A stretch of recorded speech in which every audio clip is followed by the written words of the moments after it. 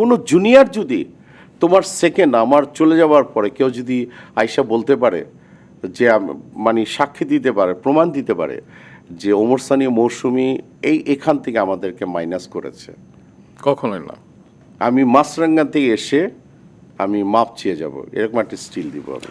তো আমি যদি আবার আসিফ আকবর প্রসঙ্গে ফিরি, মানে তাকে তো আপনি শুরু থেকে দেখেছেন, তো শুরু থেকে তার উত্থান এবং সবকিছু মিলে আপনারও তো তার সাথে বেশ কিছু স্মৃতি আছে, শুনবো সেসব সম্পর্কে। না, ও আসছে পরে মানে ওই টাইমে যদি মৌসুমীর সাথেও বোধহয় সম্ভবত একটি গান করেছিলেন। ও গানও করেছিল, তারপরে মেবি বোধহয় জাপানেও গিয়েছিল, বোধহয় জাপান না ফ্রান্সে, যাই হোক আমার দেশের বাইরে গিয়েছিল। গিয়েছিল, তারপরে লন্ডনে গিয়েছিল।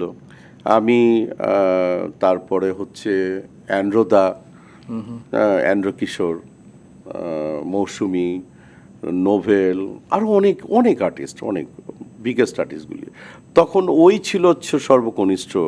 একদমই আছে ওই টাইমে। যদি আমরা যদি কোনো একটু মানে বলতাম যে এই ছেলেটাকে নিচ্ছেন কেন কিংবা ইয়ে করছেন কেন, কই আমরা তো এই ধরনের কোনো কিছু করি নেই কখনোই।